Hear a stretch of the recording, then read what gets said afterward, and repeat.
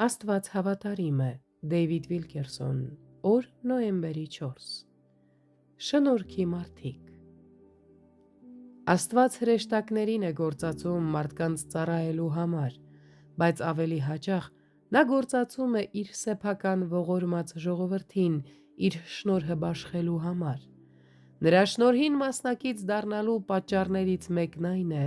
որ մենք դառնում ենք դրա ալիքները և բաշխում այն ուրիշներին։ Ես նրանց անվանում եմ շնորհքի մարդիկ։ Բայց մեր ամեն մեկիս տրված է շնորհքը Քրիստոսի պարգևի չափի պես։ Եփեսացիս 4:7 խոսք։ Աստծո շնորհի մեզ տված մխիթարության շնորհիվ մեզանից ոչ մեկի համար հնարավոր չէ ամբողջ կյանքում սգալ։ Ինչ որ պահի մենք բժշկվում ենք և սկսում ենք Աստծո շնորհի պաշար կուտակել։ Կարծում եմ, որ հենց սա է նկատի ունեցել Պողոսը, երբ գրել է. «Սպասավորը եղա Աստծո շնորհքի պարգևի պես, որ տրվեցավ ինձ, որ հեթանոսների մեջ ավետարանեմ Քրիստոսի անքննելի հարստությունը»։ Եփեսացիս 3:7-8 խոսքեր։ Դուք ամենդ ինձ հետ շնորհքին հաղորդ եղաք։ Փիլիպպեցիս 1:7 խոսք։ Առաքյալն այստեղ խորը միտք է հայտնում։ Նա ասում է.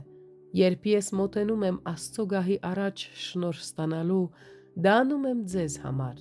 Ես ուզում եմ լինել ողորմած հովիվ ձեզ համար, ոչ թե դատավոր։ Ուզում եմ կարողանալ ձեզ շնորհ տալ ձեր կարիքի ժամին։ Աստծո շնորհքը Պողոսին դարձրեց կարեկից հովիվ, որը կարող էր լաց լինել նրանց հետ, ովքեր սգում էին։ Պետրոսը գրում է. «Ամեն մեկդ ինչպես որ շնորհք եք ընդունել, այն իրար մատակարարեցեք, ինչպես Աստծո կերպ շնորհած լավ տնտեսներ»։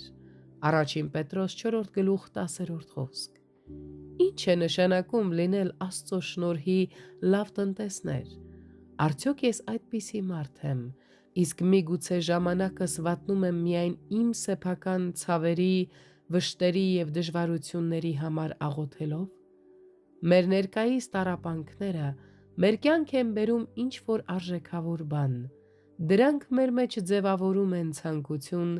խնդրելու կարեկցության պարգևը, այն առաջարկելու տառապող մյուսներին։ Մեր տառապանքը մեզ ստիպում է ցանկանալ կարեկից լինել։